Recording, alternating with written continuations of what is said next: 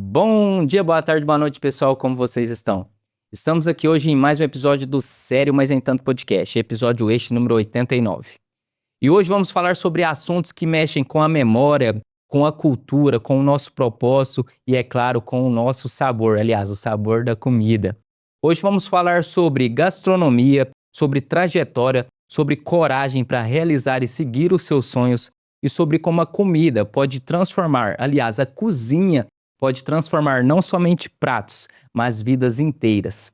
E para falarmos sobre esse assunto, hoje estamos com ela, mineira de Uberaba, apaixonada pela cozinha desde a juventude, nutricionista por formação, mas chefe de alma desde sempre.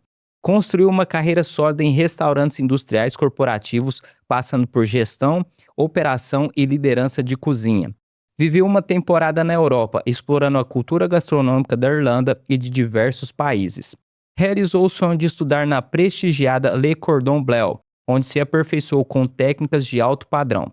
Estagiou em restaurantes renomados, o que abriu portas para assumir hoje a posição de chefe em um bistrô corporativo. E como grande conquista pessoal, realizou um dos maiores sonhos da vida, participar do MasterChef e viver com isso com realização e felicidade genuína. Seja muito bem-vinda ao Sério Mas Nem Tanto Podcast, chefe Rosana Caoli. Obrigada pelo convite, é um prazer estar aqui. Boa, currículo muito extenso, hein? Eu me sinto prestigiado por ter te convidado, te receber aqui hoje no Sério Mas Nem Tanto Podcast. E chefe, vou te chamar de chefe, de Rosana. Fica à vontade. Vamos ter essa mescla aqui. Eu já fiz essa breve apresentação sua, né? Que eu gosto sempre de apresentar os meus convidados aqui no início. Mas só que agora eu gostaria que você mesmo se apresentasse pra gente, que costuma ser uma apresentação um pouco mais completa e complexa também. Então se apresente pra gente, pro nosso público, quem é a chefe Rosana e conta também um pouco da sua trajetória pessoal, profissional, até chegar aqui hoje sentar na cadeira do Sério Mas Nem Tanto. Claro, vamos lá. Então eu sou uberlandense de nascimento, né? Então eu nasci em Uberlândia, mas eu me criei e vivi em Uberaba até eu me formar, né? Então eu sou uberabense. Eu morei aqui até os 24 anos, quando eu concluí a faculdade de nutrição. Sempre quis trabalhar na área de cozinha, sempre, desde acho que eu nunca tive plano B, na verdade, né? Quando aconteceu de eu chegar na idade de escolher a profissão e tal, eu queria gastronomia, enfim. Mas não tinha, na época não existia curso de gastronomia em Uberaba. O curso mais próximo, se eu não me engano, era Franca ou São Paulo, era estado de São Paulo. Mas era inviável financeiramente para minha família me custear fora de Uberaba, né? Então eu consegui uma bolsa de uma porcentagem de valor para estudar na Universidade de Uberaba e lá eu me formei em nutrição. Mas durante toda a trajetória da nutrição, eu sempre gostei mais das disciplinas que envolviam a cozinha, de toda essa parte de, né? Então, sempre que tinha a parte clínica, hospital, consultório, eu já ficava, ai meu Deus, isso aqui não, essa parte aqui não, né? Tanto que pra mim foi difícil fazer estágio em hospital, porque realmente é uma área, assim, é uma parte da nutrição que nunca me encantou, eu sempre quis a cozinha, né? Tanto que eu fui contratada no estágio, então o meu último estágio, a gente faz estágio em 3 áreas na faculdade de nutrição. Meu último estágio eu já saí contratada, né? Então, e aí, era um restaurante dentro de uma usina aqui em Uberaba. Então, ali eu comecei a minha carreira profissional como gestora de restaurantes industriais corporativos, né? Dentro das empresas. E já direto em usina, com grande fluxo. Então, recém-saída da faculdade, né? Só tinha um sonho e uma vontade, experiência zero. Então, assim, antes eu tinha trabalhado em outro ramo, assim, nada a ver com cozinha, né? E aí eu fui nessa empresa, a vaga que tinha era de cobre-férias. Então eu ficaria 3 meses em Uberaba e depois eu começaria a rodar a região. E aí, na época eu achei o máximo, né? Nossa, que legal, vou viajar, né, pela empresa, que legal.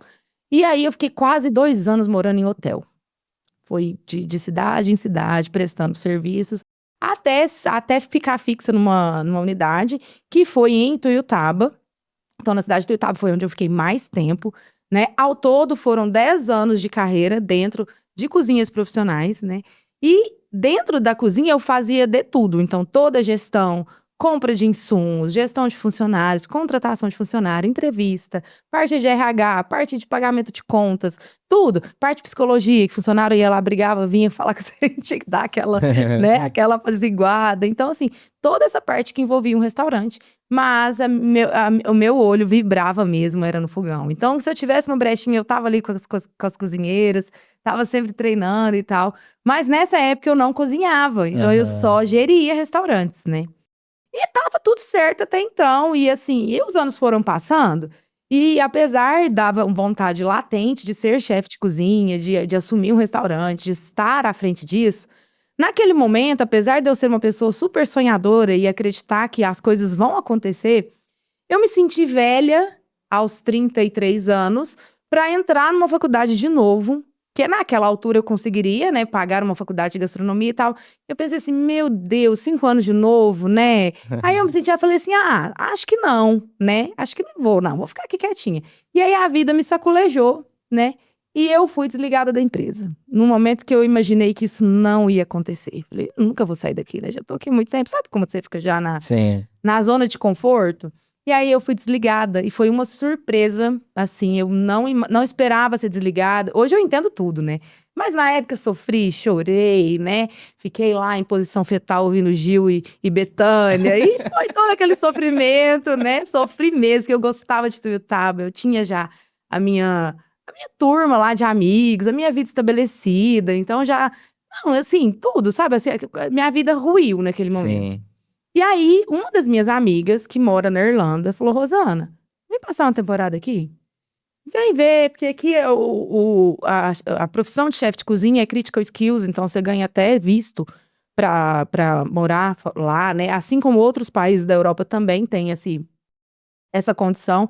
Vem pra cá, dá um tempo aí do Brasil, né? Vem pra cá, vou ver qual que é e tal. E aí, eu sem emprego, peguei meu acerto, falei, tô fazendo nada, vou, né? E fui. Nunca tinha imaginado sair do Brasil, nem nada.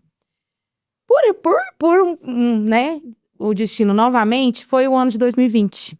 Eu cheguei na Irlanda, tudo fechou, né? Então, a pandemia chegou. Quando eu comecei a movimentar para ir para lá, a pandemia começou a dar sinais na China, começou a chegar e tal. Eu falei, a gente sempre achava que não era nada, né? Naquele comecinho. E aí eu embarquei pra Irlanda. Cheguei lá, eu fui como estudante, primeiramente, para ter o visto de estudante. Eu fui 3 dias na escola de inglês.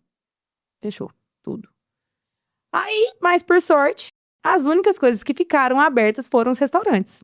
Só que não tinha atendimento presencial, era só delivery. Sim. Mas aí foi a oportunidade que eu tive de trabalhar, né? E trabalhar sem gastar dinheiro, porque não tinha onde gastar. Não podia sair, né? Claro. E lá na Irlanda era lockdown mesmo. As ruas pareciam um filme de terror, assim. Ninguém saía na rua. Então eu ia de casa pro trabalho, de casa pro trabalho. E assim eu fiquei de fevereiro até setembro. Em setembro, o governo da Irlanda liberou alguns países para viajar. Foi quando eu consegui fazer alguma viagenzinha ali. Aí foi quando eu fui dar um rolê na Itália, né? Ali do lado dá uns 5 euros de avião. É uma coisa maravilhosa. Você compra uma passagem e você tá lá. E aí foi a oportunidade que eu tive, né? E aí no final do ano, mas aí assim, falei, vou ficar na Irlanda. Minha meta era ficar 2 anos lá. Eu queria, a intenção era concluir o ano de inglês, Sim. depois ir para Paris, para fazer a Cordon Bleu lá. Porque a Cordon Bleu é uma escola francesa, né? Ela é a referência hoje em culinária, né? Então, a França é o berço da gastronomia e da confeitaria, então eu queria fazer lá. E é uma escola muito renomada, mas também muito cara. E ganhando em euros facilitaria a minha vida. Então, a ideia era 1 ano de Irlanda, depois Paris, né? Só que aí a pandemia não deixou que isso acontecesse. Então, eu fiquei 1 ano na Irlanda, trabalhei na Irlanda mesmo, fiz alguma coisa por lá e voltei. Quando eu voltei, aí eu tive a oportunidade de cursar Cordon Bleu aqui no Brasil mesmo, em São Paulo. Aí fui estudar, é a mesma escola, é a mesma carga horária, né? Tudo lá a gente aprende até, assim, pelo menos dentro da cozinha, os termos técnicos franceses. Então, é uma escola bastante interessante, né? Então, fui pra aí caí em São Paulo. Então, assim, a vida sempre vai, né? Tipo, eu sempre… essa amiga minha da Irlanda, ela fala assim, Rosana, você não cansa de me surpreender. Eu falo assim, mas eu me surpreendo, né? Porque eu nunca sei o que vai acontecer e é sempre uma mudança. Enfim. E aí, fui pra São Paulo pra estudar, fiquei lá na escola 1 ano e meio. E depois continuei em São Paulo. Foi aonde eu trabalhei com alguns chefes, né? Algum restaurante de alguns chefes. E veio a oportunidade do MasterChef. A história do MasterChef encaixa com a história de São Paulo. Por quê? Eu sempre fui muito fã do MasterChef, Sim. sempre quis muito participar do programa. O MasterChef estreou em 2014, mas eu não podia participar por ser nutricionista. Então, existe uma regra dentro do programa Amadores, no MasterChef Amadores, que você não pode ter contato com a área com nada da área de alimentação e nutrição.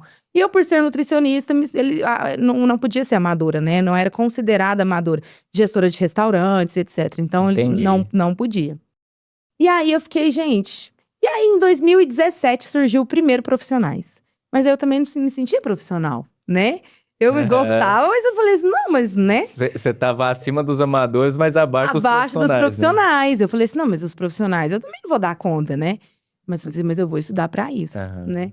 E aí, eu ainda tava cursando a Cordon Bleu, por motivação de uma grande amiga minha, Bruna. A Bruna, eu morava lá em São Paulo, ela falou assim, Rosane, ela morava lá também, em Jundiaí, na verdade, ali perto, mas...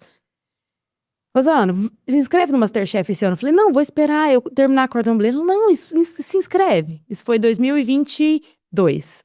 Se inscreve. Eu falei, não, mas eu termino a Cordon Bleu daqui 6 meses. Inscreve agora, tal. Vem pra cá, eu gravo o vídeo, a gente faz a edição.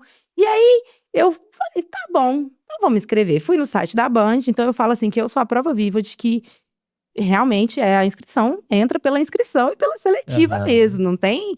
que pode ter quem indica, pode ter convidado, mas não foi o meu caso. Eu também não sei de nenhum caso assim. Então, funciona as inscrições. É meritocracia pura, né? Entrei no site da Band, fiz a minha inscrição. A inscrição, você tinha que mandar o vídeo. E foi aí que ela gravou o vídeo. E no dia, ela se dedicou, sabe? Era celular no lustre, era o pai com o celular de um lado, tipo aqui, assim, cheio de câmera. Só que era a família dela me filmando, sabe? E com isso, o vídeo ficou maravilhoso, maravilhoso. Feito de celular mesmo, mas vários ângulos. Vinha de cá e vinha de lá. E beleza. E aí, eu mandei. Passei, né? Me chamaram e tal. E eu falei, meu Deus. Só que as seletivas do MasterChef, elas são todas às cegas. Eles não te falam quantas etapas são, né?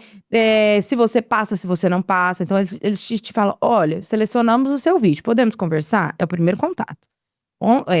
Por telefone. Podemos. Aí, eles ligam pra gente. Ligou. Aí, eles começam. Olha, tá bom. Qualquer coisa a gente liga. Fim. Então, eles não tem tipo, espera até tal dia. Você passou, você não passou. Não tem isso. Então, assim, você vai vivendo ali, né? E eu fui em 2022 até a última etapa. Hoje eu sei que era a última etapa porque no ano seguinte eu entrei, né? Aí eu descobri todas as etapas. Sim. Então eu sei que em 2022 eu fiquei na última etapa de seleção. Nessa etapa, e aí eles não... Eu lembro que foi terrível pra mim, porque eu fiquei muito... Como eu fui evoluindo, eu acreditei muito que ia dar certo, né? E aí não me chamaram. E eles não dão retorno, então você fica no vácuo pra sempre, assim, amém. Não tem obrigada pela participação, nada disso. Beleza. E o MasterChef Profissionais, ele não abria todo ano como amadores. Então era um ano, passava 2, 3, tinha de novo, passava 2, 3, tinha de novo. Então eu fiquei muito triste, porque eu pensei assim, gente, agora, daqui 3 anos de novo, pra eu poder conseguir me inscrever no MasterChef. Eu falo que, gente, não é possível. As coisas, as portas, elas, né, abrem, graças a Deus, pra mim. No mesmo ano, abriram as inscrições pro ano seguinte. E aí, no vídeo, a gente fala a idade. Eu tava com a mesma idade, tinha nem feito aniversário ainda, sabe? Falei, vou mandar o mesmo vídeo. Vou nem gravar outro, porque lá eu falava, sou Rosana, tenho tantos anos, não. Falei assim, é o mesmo vídeo. Eu fui lá, e aí nem gravei, eu só fiz a inscrição novamente. E aí, deu certo. Sabe? E aí eu entrei e foi assim, eu tava trabalhando no dia que me ligaram pra falar que eu passei, né? E eu tava esperando, nesse dia eu tava esperando a ligação, que era na última etapa, eles falaram, se a gente te liga até hoje. Se a gente não te ligar, é porque não deu certo. Era uma terça-feira, eu nunca me esqueço. E eu tava trabalhando lá em São Paulo, no bistrô que eu trabalhava lá. E a minha auxiliar de cozinha sabia que eu tava esperando. Eu tava tão agoniada aquele dia. E 11 horas da manhã foi o contato, e eles falaram, a gente te liga hoje. E eu fiquei esperando, e nada. Aí quando deu 5h30 da tarde, eu numa agonia, eu peguei e falei assim, eu vou esperar até 6 horas. E essa menina que trabalhava comigo, ela falou assim, Rosana, hoje é até meia-noite, espera. Eu falei, nunca que alguém vai me ligar à noite, né? Hoje é comercial, 6 horas, para. Sim. E aí quando deu 6 horas, eu fui pro banheiro, eu chorava, falava assim, porque não é pra ser, gente. Porque agora tira do meu coração, alivia isso. E voltei pra trabalhar com o olho todo inchado. E aí... Ela falou assim pra mim assim, calma, hoje ainda é até meia-noite. Wesley, 9h40 da noite, meu celular tocou. E aí era produção às 9h40. Quando o celular tocou e eu comecei a me tremer toda, ela começou a gravar. Então eu tenho um vídeo desse momento, Que assim. É massa. super especial o momento que a produção me liga e fala que eu passei, sabe? Assim, eu acho que, sem dúvida, eu não. Das 3 emoções da vida, talvez essa seja a que eu mais, sabe, senti, assim, que eu desejaria pra todo mundo uma emoção dessa. É realmente a emoção de se realizar um sonho, sabe? Você falar assim, nossa, agora realizei meu sonho mesmo, sabe? Eu não dormia. Essa foi uma noite que eu não dormia. Não dormi. Eu passei a noite em claro, a noite ensaiando como que eu ia chegar no estúdio, que roupa que eu ia usar. Então, assim, sempre foi um sonho pra mim. E aí, entrei, gravei, conheci a parte de produção do programa, né? Hoje eu assisto o programa com outros olhos, eu sei como que é editado, eu sei como que é produzido, né? O que tá atrás das câmeras. E isso é muito bacana. Saí do MasterChef, fiquei mais quase um ano em São Paulo, né? E aí, ainda no mesmo trabalho que eu tinha lá, ainda dentro do mundo corporativo, que o mundo corporativo ele sempre me abraçou, né? E aí resolvi, em 2023, 2023 ainda, minha família é daqui de Uberaba, então eu já vinha muito para Uberaba. E São Paulo foi perdendo sentido de alguma forma, eu falo que tem coisa que só Deus explica, né? E uma cidade que eu gosto muito, sinto muita falta até hoje, foi perdendo sentido morar lá. E aí eu conheci o meu marido, que é daqui, né? E eu daqui nunca tinha ouvido falar dele. Conheci na internet. E aí eu falei assim, acho que tá na oportunidade de eu voltar pra perto dos meus pais. E aí voltei pra Uberaba. Então foi isso que essa movimentação que fez eu retornar, que acho que meu sonho foi realizado, né? Que até então, por que que eu sempre falo isso? Por que que eu me casei aos 37 anos, né? Quase 38. Porque eu sempre achei que o casamento ia atrapalhar meus sonhos. Eu sempre achei que se eu namorasse com alguém, eu ia me privar de mudar de cidade, eu mudava muito, né? Me privar de ir atrás dos sonhos. Ou alguém que falasse pra mim que isso não ia dar dinheiro, ou que isso não era legal. Então, assim, eu nunca quis colocar isso à prova. Então, eu nunca namorei, né? Nunca namorei, até realizar meu sonho. Aí eu realizei o sonho, eu acho que eu falei assim, acho que agora eu vou dar uma chance pro amor, né? E aí, eu me casei, sabe? E por sorte, me casei com uma pessoa que é o oposto de tudo que eu pensava sobre relacionamento, sabe? Então, uma pessoa que apoia os meus sonhos, que entende, que embarca junto, que vai comigo, né? E que talvez se eu tivesse conhecido ele lá atrás, tivesse ido junto comigo também. Mas as coisas acontecem quando tem que acontecer, né?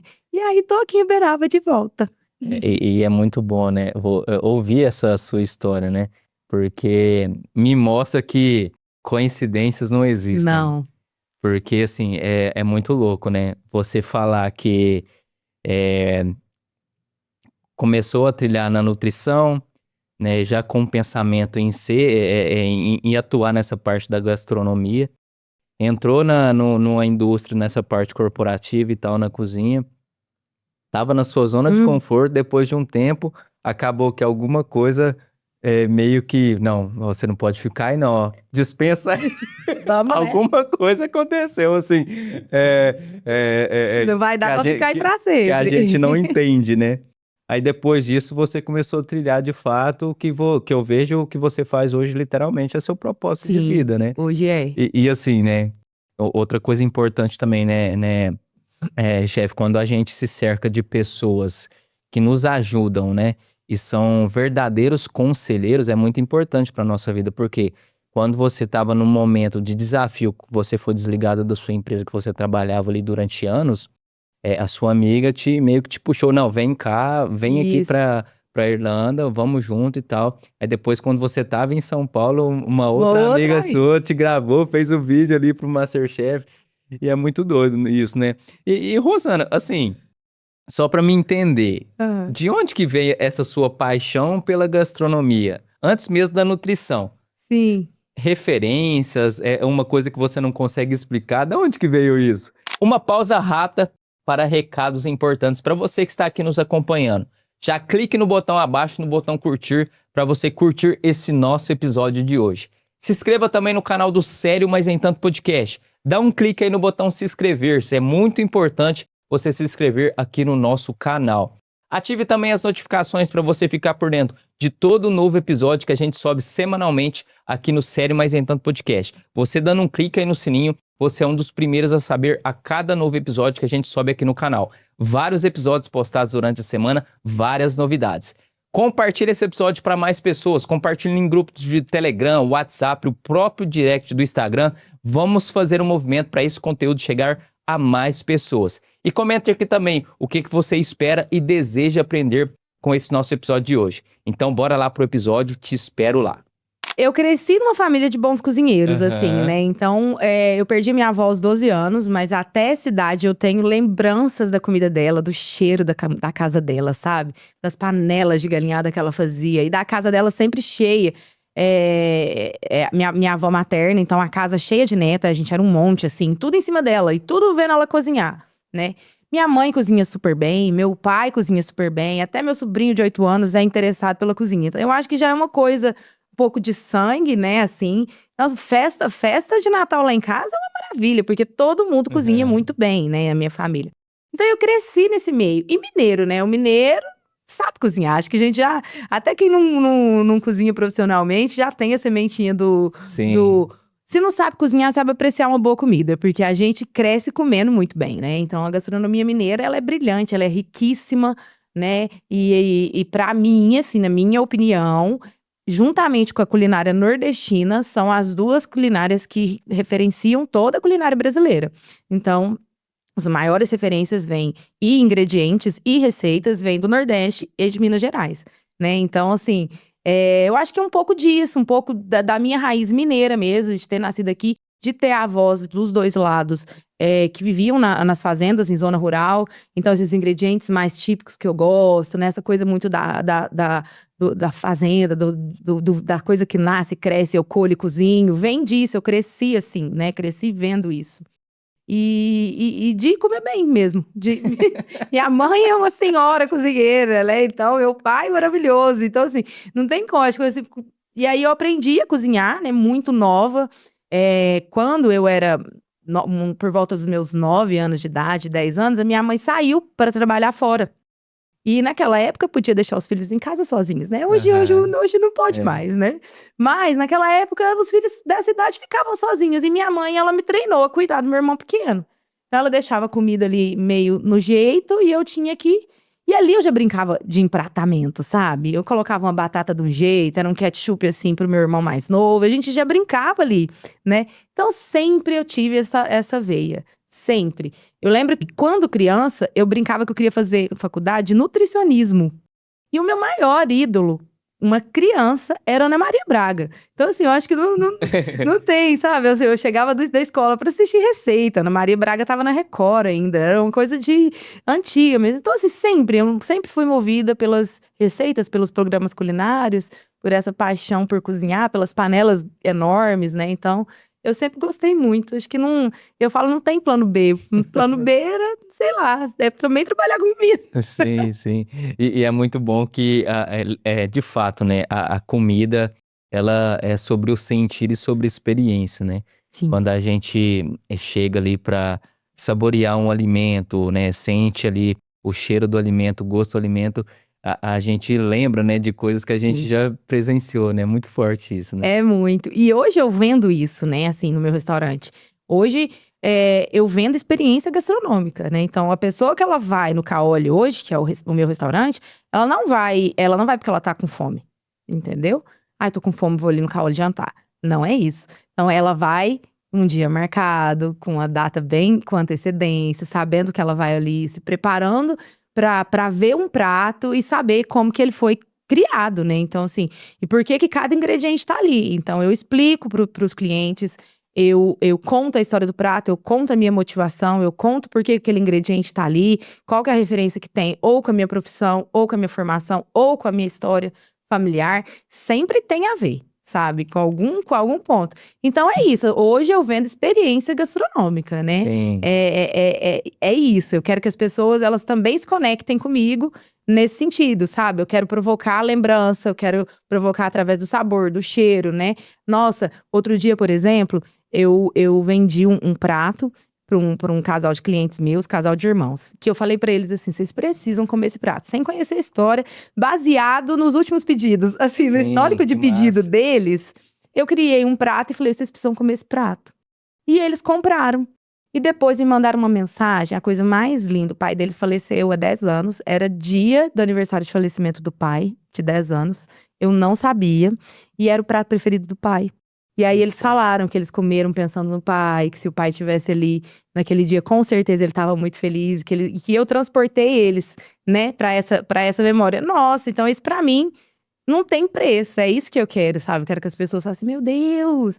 Outro dia eu escutei que parecia que a pessoa estava na França, que era um prato francês. Então assim, é isso, sabe? Eu quero levar as pessoas a viajar através da comida, através dos pratos e das histórias que eu conto ali dos pratos.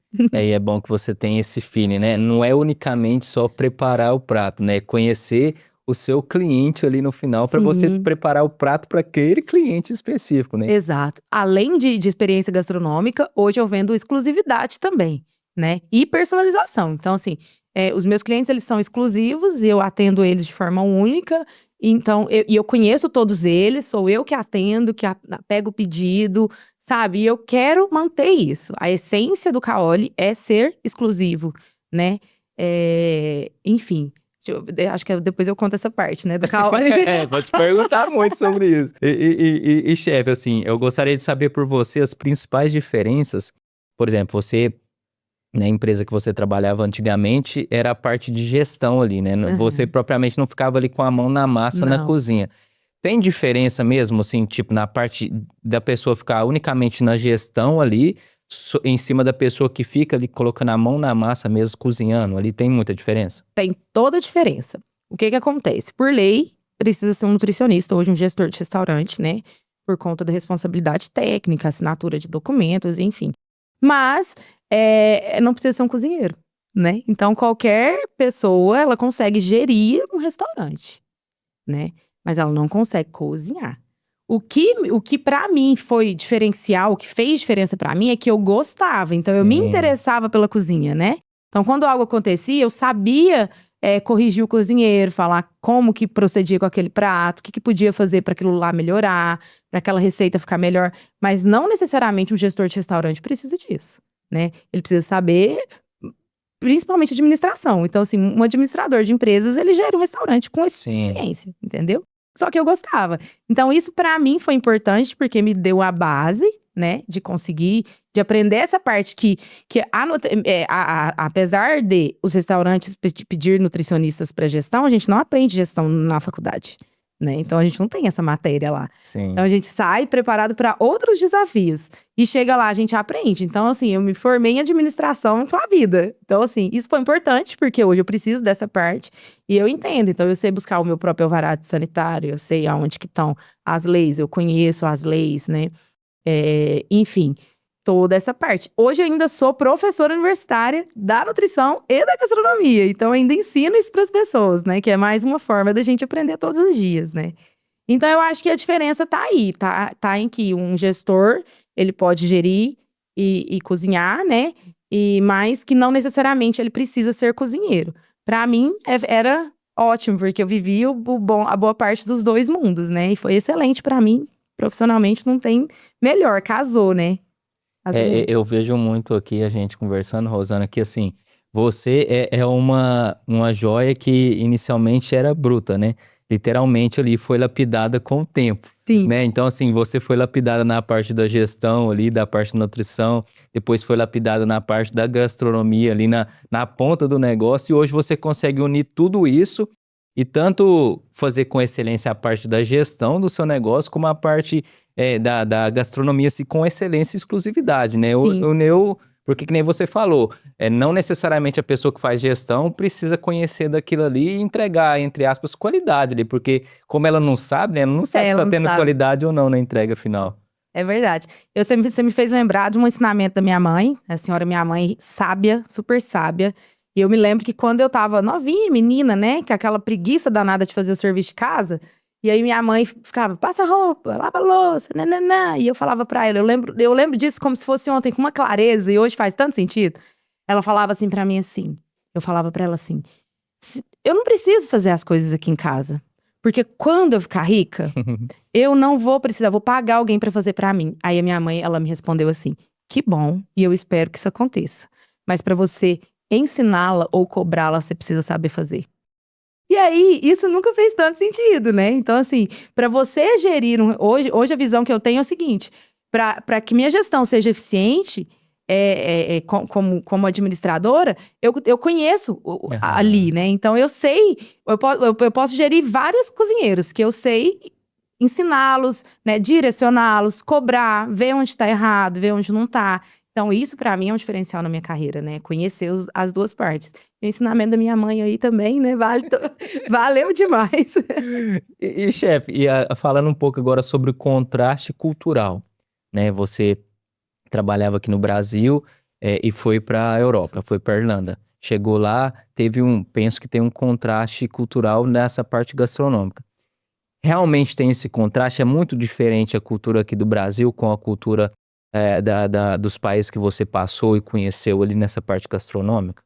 Olha, eu acho que na parte gastronômica eu não senti tanta diferença, né? Até porque a minha formação ela é internacional, é uma formação Sim. francesa. Então eu acho que nessa linha fala a mesma língua, digamos assim, né? Eu senti muita diferença de cultura. Então, assim, eu me senti. Não sei se é porque aqui no Brasil eu sempre ocupei cargos de liderança, desde representante de sala da escola, Sim. assim. Então, assim, eu sempre estava em evidência em alguma coisa, né? Então, depois eu fui para a faculdade, eu era a líder de grupo, eu era quem chamava. Então, eu sempre movimentei os grupinhos, assim. Fui trabalhar como gerente, né? Depois, enfim, sempre eu tive, assim, esse lado de liderança aflorado. Quando eu chego num país que eu não falo a língua, que ninguém me conhece, e que eu era diferente, assim, e não sei, eu me senti muito, muito, muito, muito. Não sei te dizer, acho que sabe que você volta muito pra trás, assim? Eu falo assim, meu Deus do céu, como que eu vou fazer pra ser aqui, nesse Sim. país, como eu já sou no Brasil? Como que eu faço pra chegar, né? Então, assim, nessa parte cultural, eu me senti bem. A forma de se alimentar, né? O hábito de café da manhã, almoço e jantar, que não existe, que da Irlanda é diferente, sabe? Então, assim, o frio, né? O clima extremamente. Nossa, claro que tem a parte boa, né? O europeu é um povo muito educado, né? Tem muita coisa que funciona lá que não funciona do Brasil. Mas apesar de valorizar extremamente a experiência internacional que eu tive e ser muito grata por tudo, eu não voltaria. Não voltaria. Não existe lugar melhor no mundo que o Brasil. Nossa, com todo defeito, com todo problema. Mas a gente é brasileiro e brasileiro pode falar mal do Brasil, igual da mãe, né? Só a gente pode falar. Ninguém mais fala da mãe da gente. E assim, eu acho que é o país, sabe? O Brasil também é um Brasil muito grande, muito miscigenado. A gente sofre influências de muitos povos. Então é natural que a gente tenha problemas, né? Mas ainda assim, eu considero o Brasil o melhor lugar para se morar no mundo, e a Europa e outros países é só para visitar.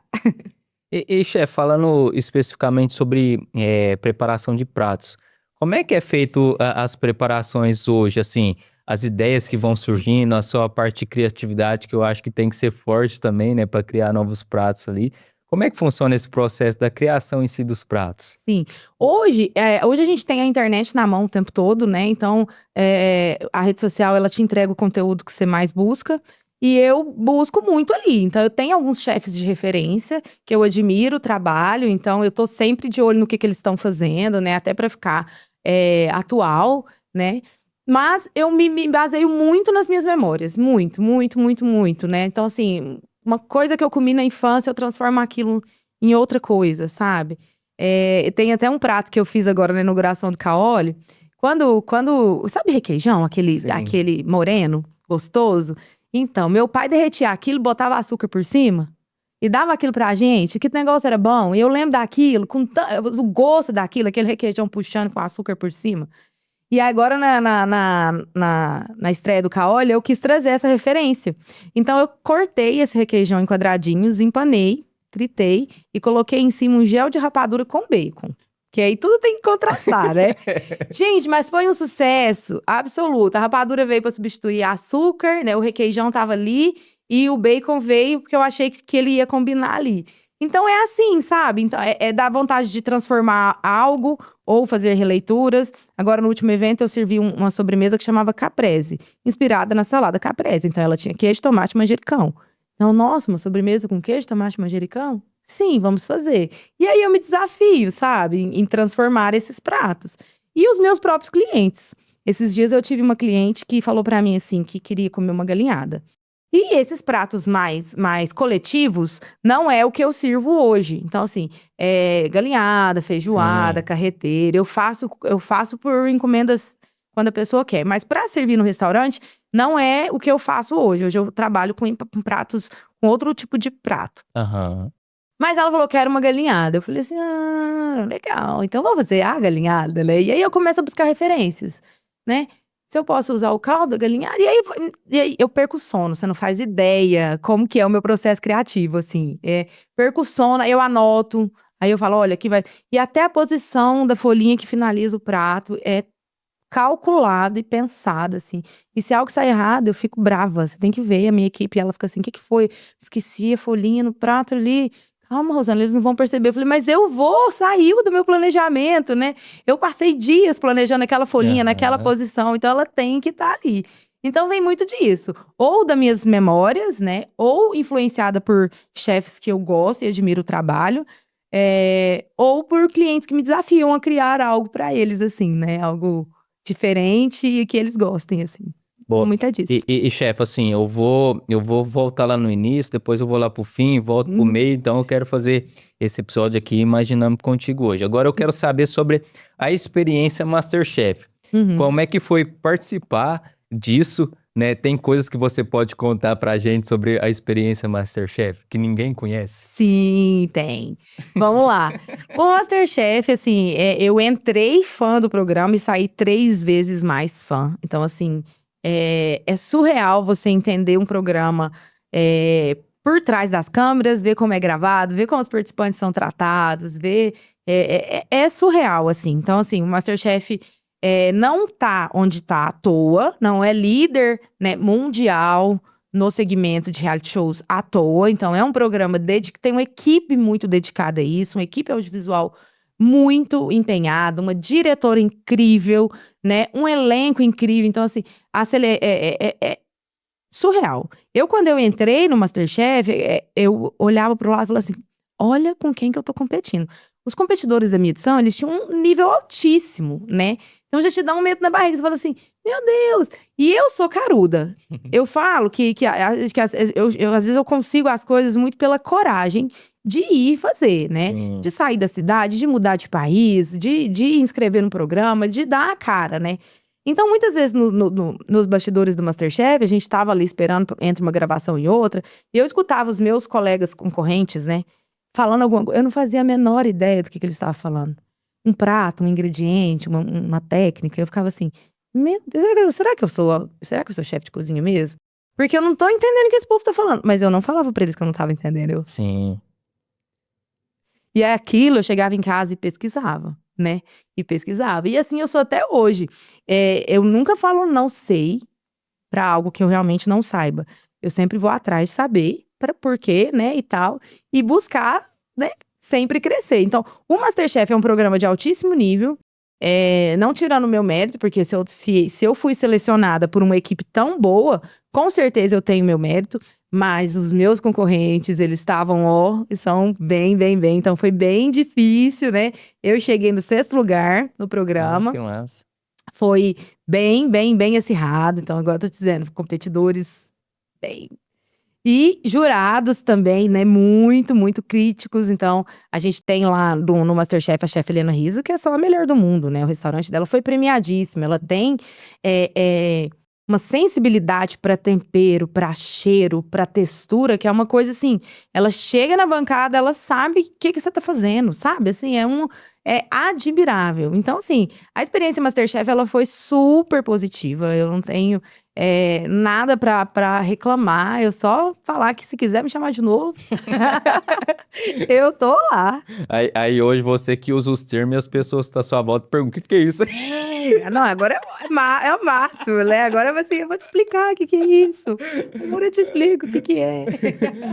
Mas isso aí é importante. Você falou, por exemplo, eu vejo que muitas pessoas têm aquela sensação de nervosismo mesmo, né? Nossa, eu não sei o que é isso, o que é isso.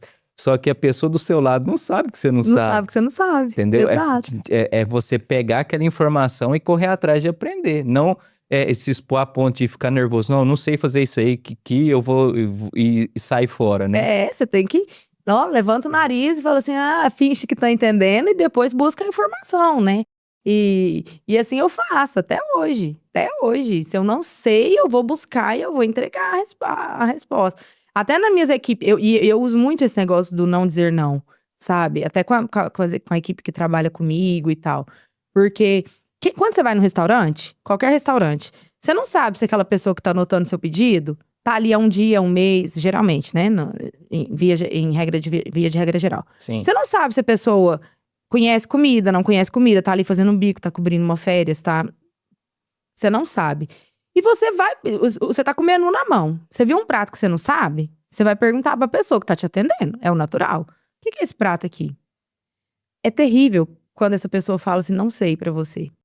Eu tenho a impressão que aquele restaurante tá despreparado. Sim. Né? Então, assim, eu acho que o básico é o atendente ele saber. Mas, beleza, essa é a teoria, né? Nossa, que legal que se todos os garçons, as garçonetes soubessem todo o menu, tivessem a oportunidade de ter um treinamento, que legal que seria. Mas essa não é a realidade da área, né? Então, é uma área que roda muito, é uma área que a gente tem um déficit aí, uma quantidade de faltas muito grande. Então, a gente tem uma substituição muito grande. Então, pode ser que aquela pessoa caiu ali porque alguém faltou, entendeu? Então, como que eu oriento essa pessoa a atender? Nunca dizer não sei pro cliente, né? O que é? Só um instante que eu vou verificar e já te retorno. Verifica e volta. Né? Não tenho. E o não sei eu acho pior ainda. Então, assim, o não sei e o não tenho dentro do atendimento de restaurante, pra mim, eu acho que é o que acaba com o atendimento, que é uma das coisas mais precárias na nossa área hoje. Então, o atendimento, ele tá. E esse atendimento da ponta, ele prejudica o meu trabalho. Sim, né? claro. Influencia totalmente. Então, de nada adianta todo o meu estudo, toda a minha referência, toda a minha história, toda a minha criação de um prato, se esse garçom, ele entrega de uma forma que não tá correta, né? Então, vai destruir o meu trabalho e a experiência do cliente. Então, é muita coisa que envolve. E às vezes o cliente não sabe disso, né?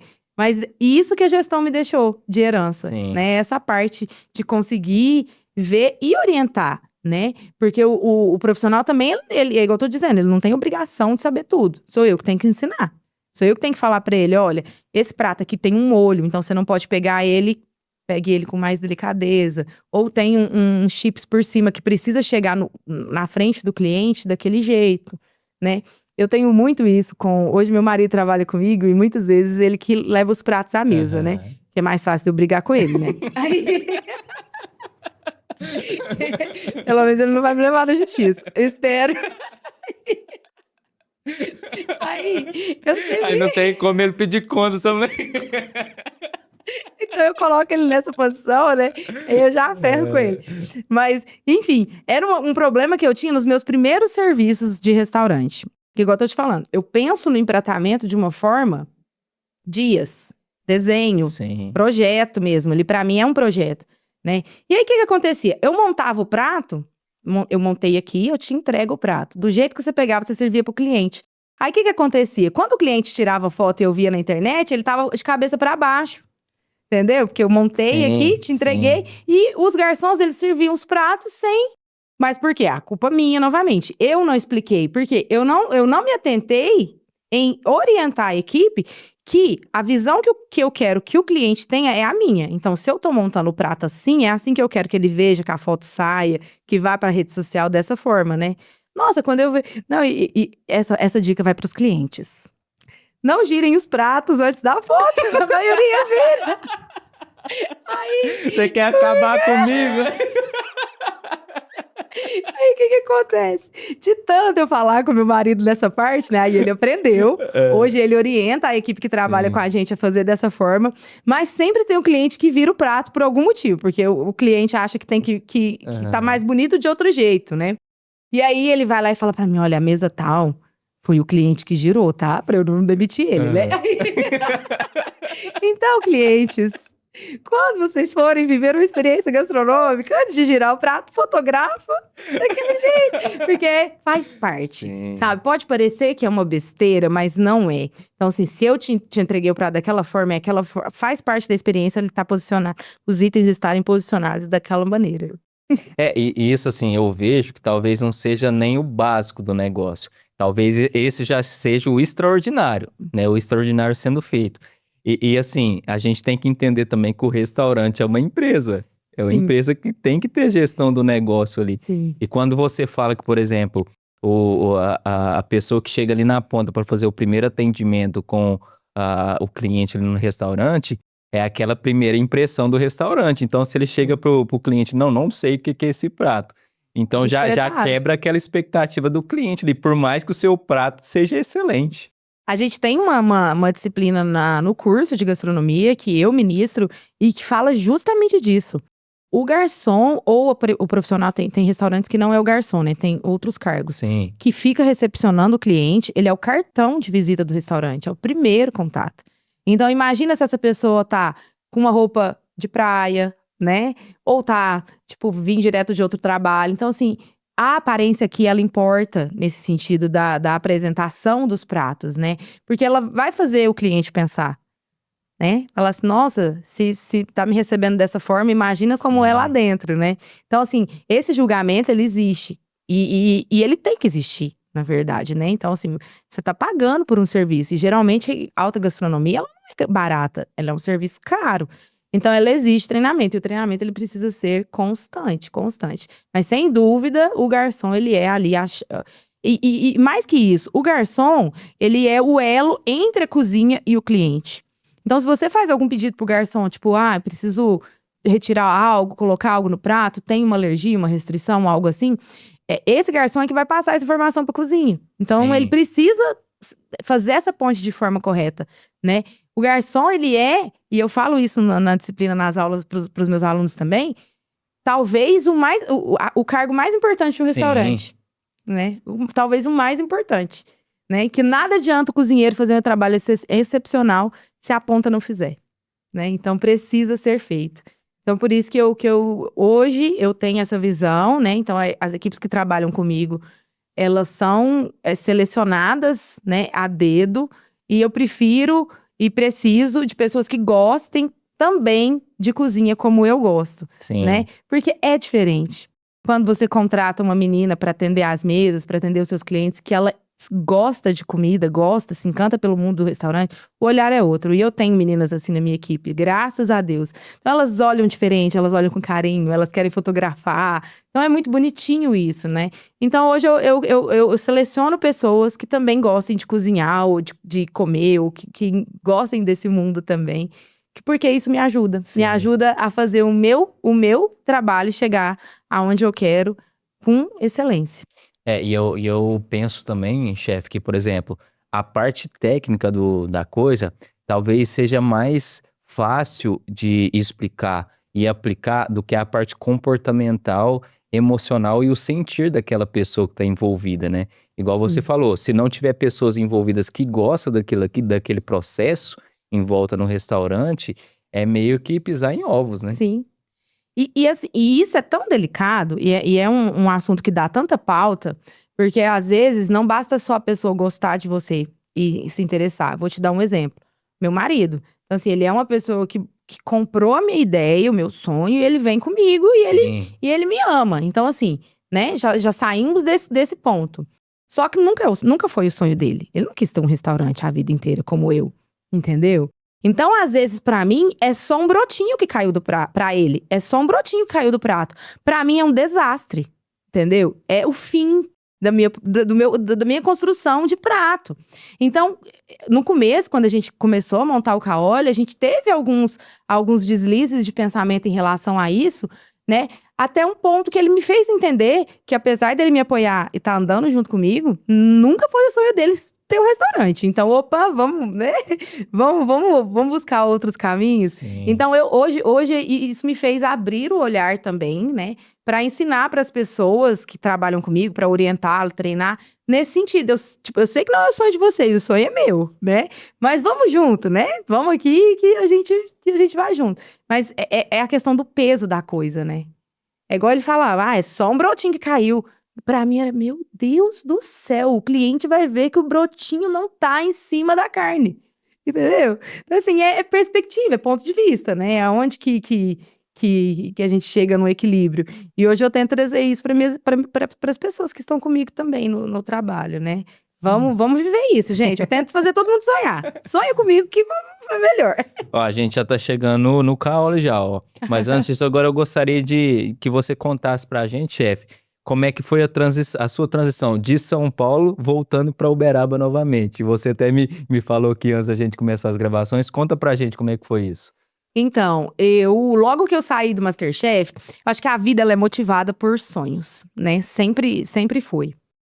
Quando eu saí do MasterChef, eu trabalhava num bistrô corporativo dentro de um banco de investimentos privados em São Paulo. Depois, quando a gente chegar no Caolho, eu te conto essa parte do corporativo ligada à minha vida. Mas eu trabalhava lá. Quando surgiu a oportunidade do MasterChef, eu me afastei. Eles autorizaram o meu afastamento para gravação, porque a gravação é full time, não tinha como eu trabalhar. E aí, acabou o MasterChef, eu voltei pro meu antigo trabalho. Só que quando o Aí, beleza. Aí, o MasterChef, ele foi gravado em maio. E ele só foi ao ar em setembro. E a gente tinha um contrato de silêncio. Não, você não podia falar pra ninguém que você participou do MasterChef. Se isso vazasse... Nem participou. Você não podia contar. Se isso vazasse, tinha uma multa. Então, assim, pouquíssimas pessoas sabiam. Então, de março de 2023 a setembro, eu vivi esse sonho sozinha, sem poder gritar pra todo mundo, sem poder contar pra todo mundo. Quando o programa foi ao ar e ficou no ar até o final de novembro, ainda foi o auge, assim, pra mim. Quando o programa acabou, meio que eu fiquei me sentindo, e agora? Qual que é meu próximo sonho? Né? E aí eu vi que eu não tinha. Isso me deu Uai, não sei se é porque, por mais que eu buscasse o MasterChef, por mais que eu me inscrevesse, por mais que eu fosse selecionada, né? Eu ainda achava que o MasterChef era algo inatingível. E quando eu cheguei, então eu sonhava isso. Então, quando eu cheguei lá, eu me vi em determinado momento sem a próxima motivação. E agora, né? E aí eu comecei, quero abrir um restaurante aqui em São Paulo? Não. Quero fazer? Não. Vou abrir um delivery? Não. E as respostas, elas não vinham, né? Foi até quando eu conheci o meu marido, né? E aí eu conheci ele lá, ele daqui, eu morando lá, ele aqui de Uberaba. E aí eu já vinha frequentemente pra Uberaba por conta dos meus pais, comecei a vir mais por conta dele. E aí, como na minha vida tudo é assim, com 6 meses eu tava casada. Aí, tudo você vai, né? Com 6 meses de namoro, a gente se casou. Com 3, a gente já tava morando junto. A gente foi morar junto com 3 meses, com 6 meses a gente tava casado, né?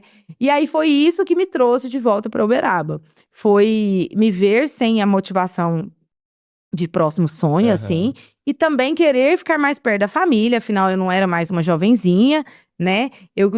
Os meus sobrinhos crescendo, eu longe. Foi uma fase que meu pai ficou doente, logo ele melhorava, minha mãe ficava doente, logo ela melhorava, meu pai ficava doente, e eu, gente do céu, eu preciso estar mais próximo. Então isso me trouxe de volta pra cá, né? Então foi isso que... Eu sempre gostei de Uberaba também, sempre eu tenho amigos aqui além da família. Então, fui me sentindo sozinha lá em São Paulo, assim, sabe? Coisa que eu nunca me senti na vida. Então, assim, apesar de morar sozinha a vida toda, eu nunca me senti sozinha. Então, eu sempre tava com a minha casa cheia de amigos, eu sempre tava envolvida em alguma confraternização, em alguma... Sempre. E aí, eu me senti sozinha. E aí, eu conheci meu marido, e eu já queria voltar. Falei, vamos ver o que dá. E eu sempre tive, na minha cabeça, 2 coisas. Primeiro, tudo que vai, volta. Então, assim, fui pra Uberaba, não deu certo, eu volto. Né? Volto pra São Paulo e começo de novo. Então, assim, eu nunca tive problema em recomeçar. Sim. Né? Então, volto pra... Então, pra mim, se eu voltar pra Uberaba e não der certo, eu volto pra São Paulo. E o outro ponto é que eu sempre tive um apoio familiar muito forte, né? Então, eu sempre soube que se eu fosse para algum lugar e algo desse muito ruim, eu tinha a casa dos meus pais. Então, isso me deu uma base muito sólida para conseguir tudo que eu consegui, né? Então, eu só consegui viajar tanto, mudar tanto, ir atrás dos meus objetivos tanto, porque eu tinha meus pais aqui me apoiando sempre, me motivando sempre, né? Um porto seguro mesmo que, tipo assim, qualquer coisa eu volto, né? E assim é em tudo. Aí, graças a Deus, deu certo, vim pra cá e as coisas começaram a fluir. Também cheguei aqui sem saber, né, o que eu ia fazer profissionalmente. Sabia que era com comida, mas o que eu não sabia, né? Como que eu ia fazer e tal. E primeiro eu falei assim, todo mundo que trabalha em cozinha vive cansado. Trabalha com cozinha, você tá cansado também. A gente fica cansado o tempo todo, a gente acorda cansado. Por quê? A cabeça Eu não trabalho com cozinha, mas eu tô cansado. Tá todo dia cansado também? Nossa, todo dia. Todo dia que você encontrar um cozinheiro, ele tá cansado, ele tá exausto, ele tá estressado. Todo dia. E aí, eu falei, vou descansar uns 6 meses. Que é à toa. Uhum. Com 2 meses eu já tava procurando um negocinho pra fazer, sabe? E aí, eu escutei de uma amiga que é cozinheira também, que minhas amigas sempre, né, me dando as clareza. Ela falou assim pra mim, Rosana, o beiraba é orgânico. Não adianta você quebrar a sua cabeça pensando num negócio, copiando um modelo de sucesso, buscando uma referência fora, trazer. Não adianta. O beiraba é orgânico e aqui as coisas vão aparecer pra você e você vai achar o seu lugar, né? E eu falei, né? E foi assim, né? Eu falo que aí eu comecei a falar, vou fazer os jantares. Eu comecei a buscar lugares que eu podia alugar pra fazer os meus jantares. Meu primeiro deu 7 pessoas. Era terrível, assim. As pessoas não compravam a ideia. Na verdade, até hoje eu tenho um pouco de dificuldade nesse sentido da comunicação. Muitas vezes eu acho que o cliente ele não compreende o que é a experiência gastronômica, né? E como que isso se faz. Mas enfim, só voltando até a gente chegar no Caolio. E aí, falei, mas eu vou fazer esses jantares, esses almoços, vai pegar. Num desses, eu conheci uma empresária aqui de Uberaba, que foi uma verdadeira madrinha profissional pra mim. Então, ela tem uma empresa já consolidada aqui. Eu não sabia, né? Ela fez a reserva e foi. E ela foi num desses que não tinha ninguém. E ela gostou muito do meu trabalho. E ela falou assim pra mim, eu lembro das palavras dela pra mim. Ela falava assim, menina, Uberaba precisa te conhecer. E eu não tinha noção do tamanho que ela é aqui no Uberaba. E ela falou, eu vou te apresentar pra todo mundo. Vamos tomar um café segunda-feira? E aí eu fui até o estabelecimento dela. E a gente tomou um café. E ela falou assim, faz os jantares que eu tenho um espaço.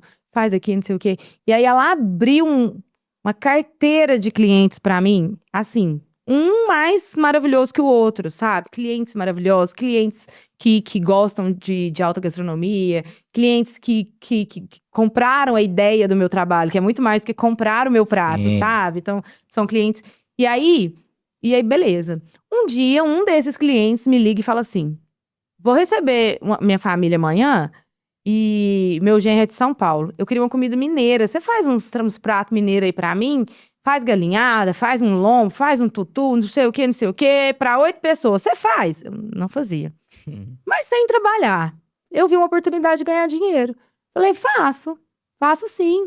E aí eu fui comprar tudo, embalagem, né? Não tinha nada. Falei, eu te faço, vou fazer o orçamento, não sabia fazer, né?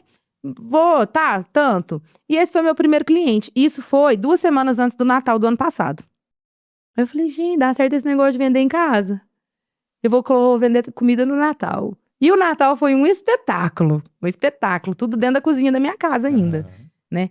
E aí eu comecei. Falei, vou fazendo comida pra encomendar. Eu chamo de menu pra encomendar. Então, eu vou fazendo os menus pra encomendar. A galera vai conhecendo meu trabalho.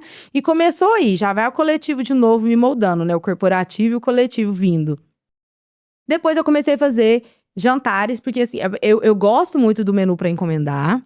Mas ali não tá totalmente a experiência gastronômica. Sim. Porque a experiência gastronômica, ela envolve o meu trabalho. Sim. Então, eu montar o prato, eu colocar aquela brotinha em cima da onde eu quero que ele fica, né? Eu te entregar o prato, conversar com você. Então, quando você pega um menu para encomendar comigo, até os pratos que eu coloco no cardápio são diferentes dos pratos montados no restaurante. Porque preciso pensar na embalagem, no transporte, como que essa comida vai chegar na casa do cliente, né? Para eu ter ali o máximo de zelo possível para aquela comida chegar ainda com a cara de uma comida de alta gastronomia, né? Enfim, aí eu ainda queria fazer os jantares e comecei a fazer lá em casa. Tinha uma mesa grande, 8 lugares. Falei assim, jantar na casa da chefe, 8 lugares. E eu comecei a fazer, e a galera começou a interessar, aí, né?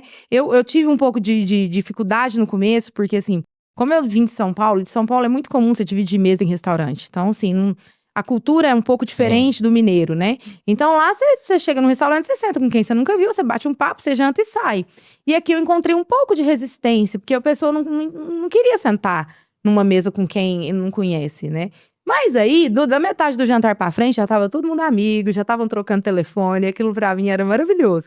Mas a princípio soava estranho. Nossa, eu vou pagar num restaurante, vou sentar numa mesa com 8 pessoas, que eu não sei quem são.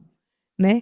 Só que começaram a surgir os grupos. Olha, mas eu tenho 8 amigos, então a gente pode ir, né, e fechar o seu. Isso foi ganhando força. Até o dia em que 8 ficou pouco e eu não tinha condição de atender 9, porque minha mesa só tinha 8 cadeiras. Então, assim, se chegasse alguém de última hora, não tinha como atender, né? E aí, vão ter um restaurante. Mas eu não queria um restaurante comercial, que eu falo, né? De porta aberta todos os dias. Nunca foi o meu foco. Eu queria algo diferente, né? E aí é que entra a veia corporativa, né? Na parte da nutrição, eu trabalhava dentro das usinas. Então, eu só atendia os funcionários dentro das empresas. Então, só almoçava quem era da empresa, né? Quando eu fui estudar na Cordon Bleu, tinha um café lá dentro da Cordon Bleu que só usava funcionário e aluno da Cordon Bleu, né? Quando eu fui trabalhar no bistrô em São Paulo, era um bistrô exclusivo, dentro de um banco, só para os clientes desse banco. Então, assim, eu falei assim, eu quero um restaurante exclusivo também.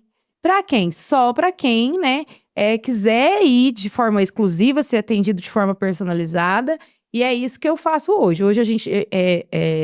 eu brinco que quando eu tava quase inaugurando o Caolhas, na época que eu postava muita obra e tal, o pessoal perguntava assim, quando vai abrir o restaurante? Aí eu falava assim, é um restaurante que não abre. Aí... Porque, na verdade, é um restaurante que não abre. Sim, né? ué.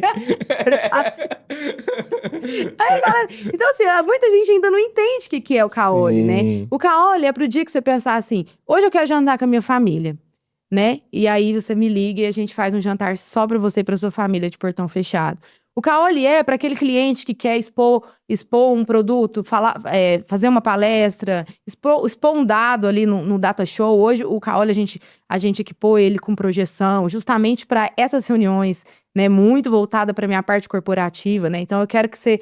Nossa, hoje eu tenho uma palestra para dar, vou convidar ali... Hoje eu atendo até 20 pessoas, ainda não é um número muito grande, mas eu não quero que seja, por enquanto. Então, a gente vai trabalhar com 20. Então, olha, Rosana, hoje eu tenho uma reunião, não sei o quê, você faz um jantar enquanto eu apresento a palestra? Então, hoje o foco do Caole é esse, né? É o corporativo também, então eu continuo dentro do corporativo e também dos grupos exclusivos. Então, Rosana, a gente só quer jantar fora hoje, faz pra gente? Faço, né? Qual que é seu menu? Eu não tenho cardápio, porque o meu menu é o dia que você me chamar e aí a gente combina, né? E aí sim eu te mando as opções. Hoje eu conheço meus clientes, então eu sei quem não come peixe e frutos do mar, eu sei quem é vegetariano, eu sei quem tem algum tipo de alergia alimentar, né, que precisa ali. Eu atendo um casal que eles são vegetarianos, né? Então eles têm a experiência gastronômica de 5 etapas, toda vegetariana, né? Então, assim, eu consigo hoje adaptar o meu menu à sua preferência. Ai, Rosana, a gente não bebe nada de álcool. Nesse dia não tem. Não, Rosana, a gente só bebe vinho. Hoje é só vinho. Então, assim, eu consigo ter essa proximidade com o meu cliente, sabe?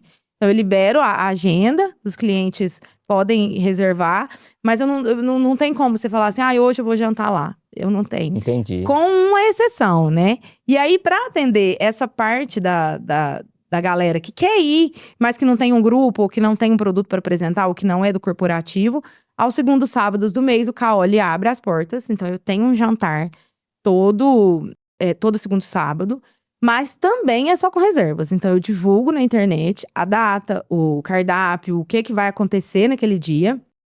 E aí, eu vendo as mesas. E aí, as pessoas podem conhecer o meu trabalho, né? De forma geral. Mas também precisa reservar antes, né? Então, olha, tudo. Eu sei quantas pessoas vão chegar, o último chegou, eu fecho o portão e a gente atende ali dentro. Então, o Caoli virou uma extensão da minha casa, onde eu atendo com muito amor, com muito carinho, com muita atenção a cada detalhe. Eu quero que o cliente, ele realmente se sinta à vontade. Que massa, que massa. Eu não imaginaria isso não, viu? Bem exclusivo mesmo. Você que disponibiliza a agenda, o pessoal organiza contigo a agenda, para ter uma exclusividade maior. Você prepara assim, né? Pensa no preparo do prato um pouco antes mesmo do evento, que pode ser considerado evento, Sim. né? E tem exclusividade tanto no prato, na gastronomia, na experiência. Muito massa isso. Sim, é bem legal mesmo. O pessoal tem gostado bastante. E aí, o que acontece? Muita gente não entende, que eu sei que é difícil também. Pra mim é muito fácil entender o conceito Sim. do Caoli, né? Mas é um conceito novo. Mas aí quem vai, sempre volta. E esse pra mim é o maior carimbo, assim, de que valeu, tá valendo a pena, sabe? Todos os meus clientes, eles voltam. Ou compram outro produto, né? Ou foi no jantar e agora ele é cliente de encomenda. Ou era só das encomendas, depois experimentou o jantar, né? Ou me chama pra casa deles. Hoje eu faço um pouco menos isso por conta do Caoli, mas na época que eu tava só em casa, eu ia na casa da pessoa e fazia o jantar também pra pessoa, né? Então, tá sendo bem legal. É um produto novo em Uberaba, né? Mas eu quero que continue assim. E é por isso a questão das 20 mesas, né? Eu gosto de estar próximo, de falar com o cliente, olhar o cliente, servir o prato, ver se o garçom não tá virando meu prato. Então, eu acho que 20 é um número bom pro início agora. E eu não gosto de delegar a função da cozinha. Então, todos os pratos que são preparados e servidos no Caoli hoje são 100% produzidos por mim. 100%. Quando eu falo 100%, é desde o alho descascado, né, até a finalização do prato. Então, hoje a minha equipe, ela me ajuda em outras funções. Mas na parte de produção, sou eu exclusivamente. Então, eu quero que isso continue. Esse é o produto que eu quero vender para as pessoas. Então, a gente vai continuar com 20 lugares. E tem sido bem legal. Te convido a conhecer o Caoli quando você tiver a oportunidade. Tá? Nosso próximo jantar é agora, segundo sábado de dezembro, dia 13 de dezembro. E as reservas já estão abertas. E eu vejo muito que é a analogia do vendedor de calçado, isso, viu, Rosana? Por exemplo, uma empresa contratou um vendedor e foi numa determinada cidade que ninguém usava calçado. Aí o vendedor voltou, não tem mercado lá porque ninguém usa calçado. Ele contratou um segundo vendedor que chegou lá, nossa, que oportunidade de mercado, ninguém vende calçado, eu vou vender para todo mundo. Eu acho que é a mesma lógica. Nossa, ninguém entende aí que eu vou conseguir fazer um movimento aqui do meu negócio. É exatamente isso. E eu acho que as oportunidades, elas estão para todos, né? Eu tava tendo essa conversa hoje pela manhã com meu marido. A gente faz academia, numa academia aqui da cidade, e eu faço aquela aula de spinning, de bike. Sim. Tem acho que 15 horários na grade da academia. Mas só tem um professor bom.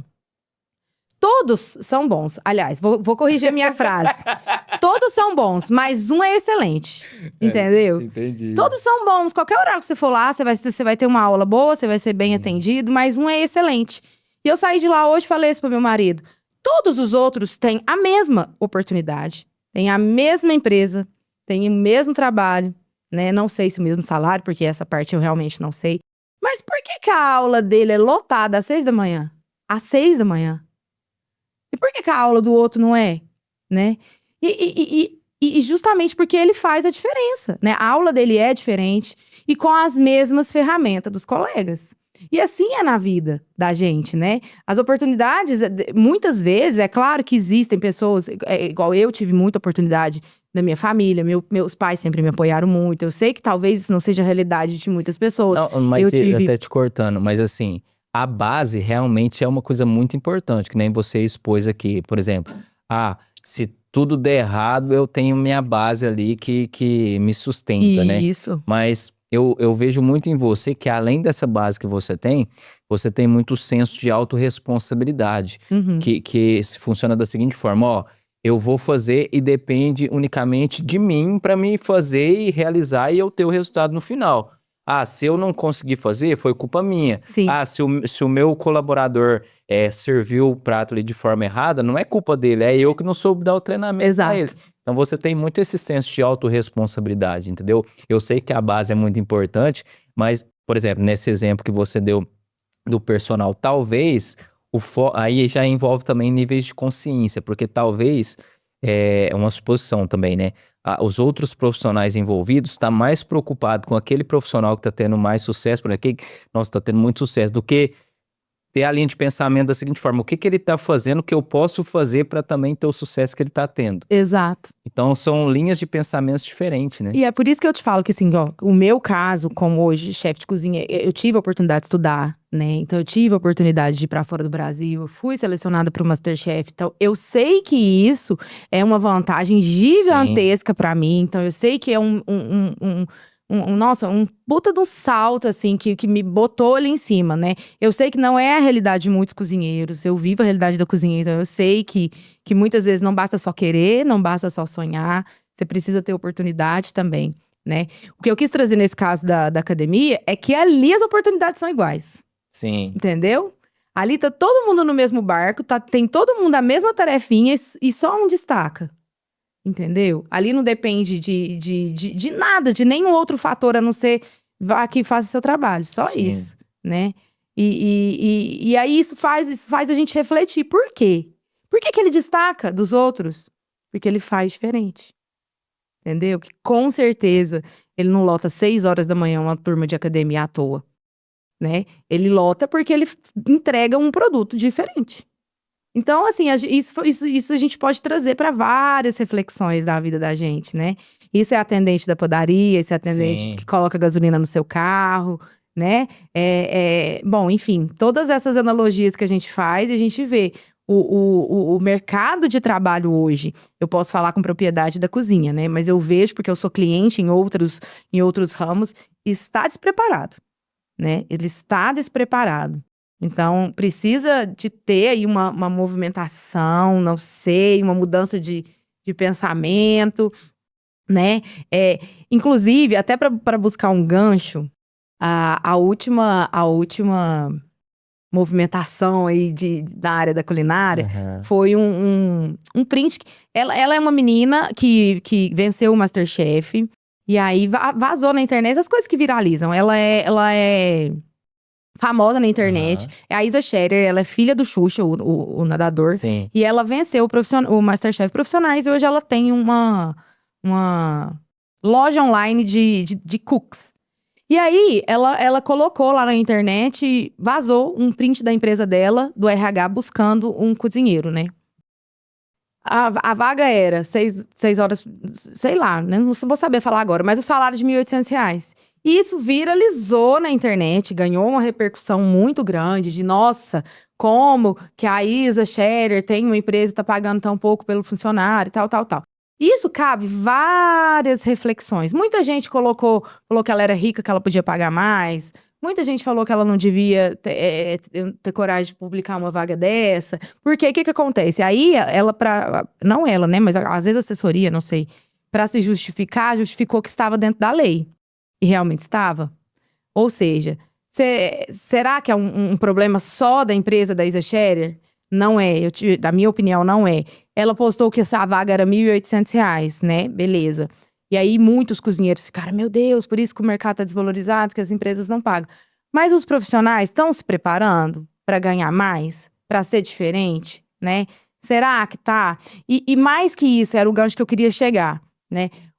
Para você ter um salário melhor dentro da sua empresa, isso em qualquer empresa, isso reflete no seu produto. Sim. Né? Não tem como eu não repassar um custo de folha de pagamento para o meu produto. Então, se eu pago mais, meu produto é mais caro. Né? Meu sorvete, eu pago 3 vezes a mais do que a lei manda pro meu funcionário. Não tem como ele ser o mesmo da sorveteria que paga a lei. E o cliente? Ele vai pagar esse preço? Ele vai entender? Entendeu? Ele vai entender que o meu serviço é diferenciado porque eu tenho ingredientes diferenciados, porque eu tenho um estudo envolvido. Então, muitas vezes, é várias discussões. É a lei, que realmente o salário está muito baixo, né? É o consumidor que muitas vezes não entende que o preço do produto reflete o salário do funcionário. E é um funcionário que também, às vezes, não quer buscar capacitação para ganhar mais. Então, assim... E tem outra também, hein? A pessoa que tá falando que ela tá, nesse exemplo, que ela tá pagando baixo demais o salário, será que quanto que ele paga pro funcionário dele? Às vezes nem empresa ele tem, né? Não entendeu? entende. E tá julgando uma coisa que nem ele tá passando pela experiência, né? Né? Não, e assim, realmente é muito baixo o salário, né? R$ 1.800 por Sim, mês. A gente sim. sabe que não é realmente a lei, então existem Sim, várias sim. verdades aí. Mas dentro do restaurante também, o que valoriza, né, o salário dos profissionais É o conhecimento. Não, eu falo assim, o que deixa o salário um pouquinho mais gordinho é os benefícios. Então, essa vaga, ela tinha outros benefícios, mas a internet não postou isso, né? Entendi. Essa vaga, ela possivelmente tinha adicional noturno, né, não sei o quê, não sei, outros benefícios que agregavam financeiramente ali Entendi. naquele salário. Mas, enfim, essa polêmica, eu não quero, sem querer entrar, né, nessa polêmica, mas já entrando, né, realmente é um problema o salário de R$ 1.800 para um Sim. profissional de cozinha, mas também é um problema o cliente que não entende e não valoriza um produto artesanal, Sim. entendeu? É loucura. Então, assim, são vários problemas são várias óticas diante de um único problema. Então, eu acho que o ponto tá na nossa própria reflexão, né?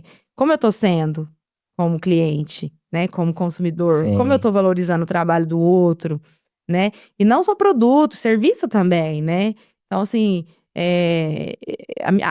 minha sabedoria materna da senhora, minha mãe também, ela falava assim que minha mãe é uma pessoa assim, que ela não é aquela pessoa que fica pichinchando, sabe? Sim. Que faz menos em qualquer área. Não porque ela tem dinheiro pra pagar, mas porque ela fala assim: se eu não sei fazer um palito de fósforo, eu vou ter que pagar quem faz. Sim, exatamente. Então eu valorizo aquela caixinha de fósforo, né? Eu não vou falar que tá caro um negócio que eu não sei fazer. E isso no mundo corporativo, né? Eu aprendi muito isso, de você tentar entender o preço do produto do outro, né? Claro que você tem o livre-arbítrio total de escolher Sim. não pagar também. Não quero. Não faz sentido pra mim, né? Não gosto. Não, experiências gastronômicas não são o meu forte. E tá tudo bem. Vai consumir o produto de outra empresa, Sim. porque também um negócio precisa girar, né? Não é nem só de comida o homem vive, né? Mas que bom que é assim também, né? A gente Sim. tem essas reflexões. É muito sobre realmente essa questão do valor mesmo, seja do produto ou do serviço. Porque muitas pessoas não veem o curso, vê somente eu quero que resolva o meu problema.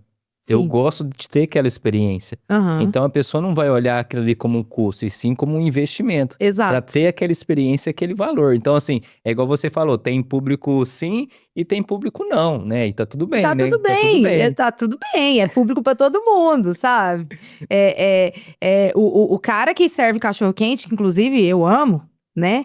Ele tem que dar excelência ali no Sim. serviço dele também, É né? verdade. E ele tem o público dele. Então eu também saio do restaurante e passo no cachorro-quente, né? Mas eu também quero comer um cachorro-quente legal, né? Não quero Sim. comer entendeu? Sim. Então, assim, o que eu quero dizer é o seguinte: se destaque onde você estiver.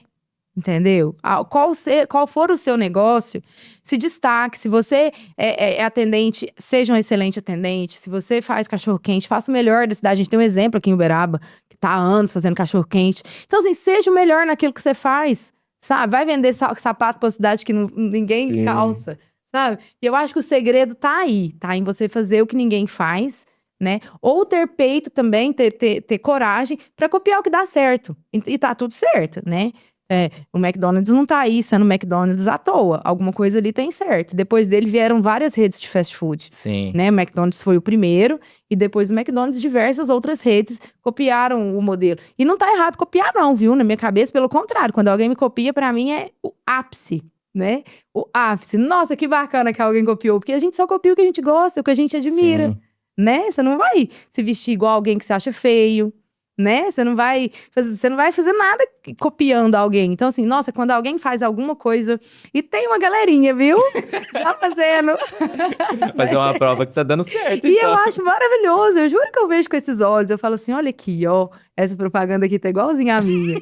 E aí eu falo assim, que legal. Porque, assim, eu inspirei alguém, né? Sim. Alguém que viu e gostou e tá fazendo igual. E que bom, que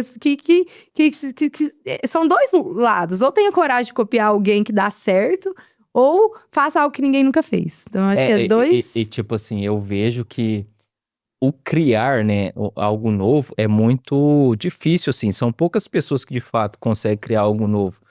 Mas assim, depois que é criado, né, a gente tem a sensação, muitas pessoas têm a sensação que, nossa, era tão óbvio aquilo ali, né? Mas depois que foi criado, né? Antes disso não era óbvio, Antes porque não não era existia. óbvio. Exatamente. E chefe, Exatamente. assim, eu não vou nem te perguntar sobre visão de futuro para os próximos anos, porque atualmente as coisas estão mudando tão rapidamente ali, com uma intensidade tão alta. Mas eu queria te perguntar como é que tá a sua visão de futuro ali para os próximos 6 meses. Pro Caoli, como é que tá essa sua visão de futuro? Eu quero ampliar minha carteira de clientes, né? Eu acho que essa é a visão de qualquer empresário, qualquer pessoa que entra, né? Eu tenho uma carteira fiel de clientes, eu quero que eles permaneçam, né? E eu quero ampliar. Então, eu quero que mais pessoas conheçam o meu trabalho, que mais pessoas visitem o Caoli, que mais pessoas valorizem a gastronomia, né? Valorizem a experiência e o prazer de se alimentar, de conhecer as referências do nosso país, de fora daqui. Então eu quero isso, eu quero ver as 20 mesas do Caoli sempre cheias. Essa é a minha E meta. você tem um pensamento, assim, não a curto prazo, mas a médio e longo prazo, até de formar outros profissionais também? Porque eu já vi que você tem essa parte professoral, né? Que você dá É, aula também, né? sim, eu sou muito procurada para dar curso, então tem assim, eu acho que antes eu não dava porque eu não tinha espaço, hoje eu tenho espaço, mas ainda não tenho tempo. Porque o curso também, assim, eu não quero, o curso ele envolve muito a expectativa do outro, mais do que a experiência gastronômica, sabe? Eu acho. Porque a pessoa que me busca, fala, ai, Rosana, você não quer dar um curso e tal, a pessoa, ela realmente ela tem uma expectativa altíssima, e eu quero superar essa expectativa. Então eu quero me preparar para atender, né, a essa demanda de pessoas que querem curso de forma eficaz. Eu não vou fazer um cursinho qualquer, uma palestra, não vou fazer isso, entendeu? Então, tudo que eu faço é pensando na expectativa do outro também, né? Igual um dia eu fui, né? Igual quando eu pensava em conhecer um restaurante X ou Y, um chefe X ou Y, eu ia cheia de expectativa. Então, assim, se frustrar é muito ruim, em qualquer área. Então, eu quero estabelecer, me basear, fazer um curso bem bacana. E aí, sim, poder divulgar esse meu conhecimento de forma comercial. Mas eu divulgo de forma gratuita também. As pessoas que querem aprender, eu sempre ensino. Eu compartilho receitas, eu Isso, explico isso como que aí que eu faz. gostaria de te perguntar, aproveitando. Como é que você usa as suas mídias sociais hoje? Tem muitas dicas, muitos aprendizados? Como é que funciona esse movimento lá? Tá menor do que eu gostaria, justamente por conta dessa demanda altíssima Aham. de inauguração agora do Caoli. Então, o Caoli, ele inaugurou, meio que a obra não tinha acabado ainda, e a gente foi fazendo. Graças a Deus, outubro, a gente inaugurou no começo de outubro. Outubro e novembro eu tô com a agenda lotada. Então, eu não consegui movimentar as mídias sociais como eu gostaria de movimentar. Mas, sim, eu tenho parcerias com ótimas marcas aqui de Uberaba. E eu falo que eu só faço parceria se a marca for boa Sim. mesmo, sabe? E eu dou sorte, tá? Porque as marcas me procuram quando eu já sou cliente. Então, assim, eu já era cliente. Ah, você não quer vir cá fazer uma propaganda pra mim? Nossa, maravilhoso. Vou, porque eu já até gosto do seu produto, né? Então, eu faço diquinhas saudáveis pra um hortifruti aqui da cidade. Mas eu também faço isso no meu Instagram e tal. Tem um projeto de fazer um quadro de receitas, né? De forma. Mas é igual a gente tava conversando aqui no off, né? Eu quero começar já com um número de vídeos gravados, pra eu não ter que ficar ou correndo para editar, ou postar um hoje, ficar 3 semanas sem Sim, postar. Então, eu quero ter uma constância. Então, isso é um projeto pro próximo ano, nessa parte de redes sociais. boa. Chefe, agora eu gostaria de fazer uma pergunta muito séria. Essa é a mais séria do episódio. Nossa, vou até, vou Vai se até me preparar. posicionar. Vamos lá. A gastronomia é mais sobre experiências do que propriamente a parte de saciar a fome? Totalmente. Totalmente. Talvez não tenha nem divisão, é 100% experiência, né? 100% experiência. Essa parte, né, do meu trabalho, né, essa parte, ela é voltada para a experiência, é a mesma coisa que você visitar um museu, né? Então você visita um museu para você entender a arte ali, né, para você, enfim, para você se envolver, se engajar nessa questão, né? É a mesma coisa de quando você compra um quadro, Sim. né? Quando você compra um livro, quando você vai ao cinema, quando você espera uma série sair. Então, a gastronomia, ela entra aí nesse universo, né? Ela não é algo que você faz para matar a fome, é algo que você faz para viver algo diferente. Então, é um produto, né? Aliado a um serviço de qualidade, mas a gastronomia é arte. E ainda bem que ela é uma arte, né, livre, que a gente Sim. pode se expressar de várias formas, né? E é muito bonito. Eu vivo da gastronomia hoje e sei que eu vou viver disso para sempre, né? Consumo a gastronomia. Então, quando eu não estou trabalhando, eu estou falando disso, ou estou assistindo algo, estudando algo sobre isso, testando receitas. Eu fico 100% do meu tempo com a cabeça na gastronomia. Então, assim, eu não sei viver sem a gastronomia e espero que a gastronomia também não saiba viver sem mim. Mas é 100% uma experiência gastronômica, né? 100%. Literalmente vivendo o plano A, né, chefe? Vivendo o plano A. Vivendo o plano A, graças a Deus, né? Com muita bênção, agradecendo muito a Deus pelas oportunidades. E trabalhando muito, muito, muito, muito, porque a gente tem o péssimo hábito a gente que eu falo como ser humano, né? Uhum. De não ver o tombo, né? De não ver, só ver o, né? Só vê o palco, né? Só. Então, assim, os bastidores, eles são pesadíssimos. Então, há 3 meses que o Kaoli tá aí, né, desde a obra até agora. Eu não tenho um dia de folga. Eu saio do restaurante todo dia às 11 da noite. Estou lá logo pela manhã. Então, o restaurante não abre segunda e terça. Mas eu vou lá de dia para fazer pré-produção. E à noite eu dou aula. Então, eu não tenho folga, né? Então, isso ninguém vê, né? Todo mundo só vê a cachaça. O tombo ninguém vê. Ah lá, ela tomando a cachaça, né? Mas o tombo ninguém vê, né? Então, assim, eu acho que isso é cultural do ser humano também, Sim. né? Então, a gente tem esse pré-julgamento de, nossa, olha lá que sorte! Ela tem um restaurante. Não é tanta sorte assim, né? Claro que tem sorte. Eu nunca vou deixar de mencionar que o quesito é sorte. Eu acho que existe também, né? Como eu disse aqui no começo, oportunidade, mas tem muito trabalho também. Sim. Então, assim, acho que é isso, sabe? O trabalho é árduo, é duro. Então, assim, hoje eu não tenho uma equipe fixa. As equipes que eu contrato são só para quando eu tenho. Então, quem lava prato sou eu. Acaba o evento, a chefe sorriu, tchau, gente. É botar aventalzinho e vamos lavar prato, né? Eu lavo louça o tempo todo, né? Sou eu que faço compra, sou eu que carrego caixa pesada no supermercado, né? Então, quando você vai comer um pratinho, fui eu que busquei cada ingrediente lá no supermercado. Então, eu faço absolutamente, né, toda a parte que envolve. E eu vou te falar, é cansativo? Muito. Mas eu gosto. Eu acho que eu não saberia delegar essas funções. E é por isso que o Kaoli tem 20 lugares, entendeu? Sim. Eu acho que eu não saberia dar uma lista de compras, fazer, mesmo que online, mandar para o supermercado e me entrega isso. Eu gosto de ir, eu gosto de pegar o ingrediente, eu gosto de olhar a verdura, sabe? Eu gosto de comparar a marca, eu gosto disso. Então, assim, a gente reclama que a gente gosta de reclamar. Reclama que tá cansado, reclama de fazer muita coisa, reclama, né? Porque a gente reclama mesmo. Mas eu acho que eu reclamaria muito mais se eu não tivesse isso pra fazer, sabe? Sim. Então, assim, hoje que bom, né? Que bom eu tenho motivo pra reclamar. Vamos reclamar, né? Porque tem que reclamar. Muito bom. Rolana, gostou do papo? Muito! Eu falei muito, né? Nossa Senhora. Eu te falei, esses convidados que eu gosto. Esses convidados que falam e a gente tem uma trocação aqui de informação muito boa. Mas tem mensagem final ainda, mas antes dela, eu gostaria que agora você olhasse para aquela câmera ali e passasse suas mídias sociais. Como é que o pessoal te Sim. encontra nas mídias para ter uma proximidade maior e melhor contigo? Se você quiser também divulgar a questão da localidade também do Kaoli também, fica à vontade. Sim. Ó, vocês me encontram na internet como Rosana Kaoli, Rosana com Z, Kaoli com C, 2 L's e I. E é interessantíssima essa história, já conto pra você. E o Kaoli Gastronomia é Kaoli Gastronomia. A gente tá localizado no bairro Santa Marta, na rua Luiz Rodrigues Borges 266. E fica ali pertinho entre a prefeitura e o fórum, tá? E eu vou contar do Kaoli, que essa é muito interessante. Conte-me. Você deixou a cerejinha do bolo pro final, né? Porque Kaoli, né?